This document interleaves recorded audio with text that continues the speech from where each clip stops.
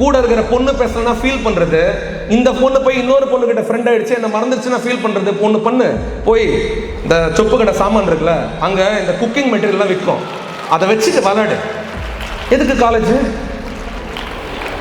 இந்த பொம்மை சொப்புலாம் வச்சு விளையாடுமா? வாழ்க்கை விளையாட்டு விளையாட போறோம், பெரிய வாழ்க்கை, ஜெயிக்கிறதுக்கான விளையாட்டு, லைஃப் கேம். கேக்கு பெருசாலாம் இல்லை, எல்லாரும் பங்கு போடலாம் விட மாட்டாங்க. கேக்கு தங்க மலன் தெரிஞ்சா 4 பேர் மட்டும் சுரண்ட ஆரம்பிச்சிருவாங்க. உலகம் ரொம்ப மோசமா, ஆப்பர்ச்சுனிட்டி எல்லாருக்கும் கொடுத்துறாது.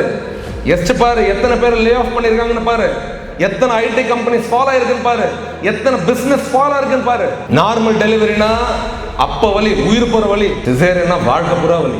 இவ்வளோ வலிக்கு அப்புறம் உன்னை பெத்து வெளியே போட்டாங்க, நீ என்ன தர உங்களுக்கு?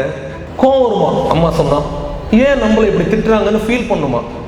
ஏன்னா அவங்க பக்கத்து திட்டுக்காரங்க பாரு, உன்னை திட்டுறதுக்கு நீ ஃபீல் பண்றதுக்கு.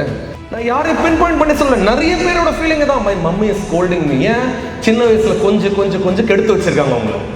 நான் இப்ப சொல்றேன், இந்த கொஞ்சம் மம்மியோட நிழல் இருந்தனா கடைசியில நிழலே இல்லாத ஒரு இடத்துல போய் மாட்டிப்பேன். ஒண்ணு உங்க மம்மி உன்னை திட்டணும், உங்க டேடி உன்னை திட்டணும், இல்ல நீயே உன்னை திட்ட ஆரம்பிச்சிடணும். தப்பு பண்ணா உன் காதை நீ துருவி உன்னை ட்ராக்ல கொண்டு வரலன்னா இந்த உலகத்துல உன்னை காப்பாத்துற சக்தி யாருமே இல்லை.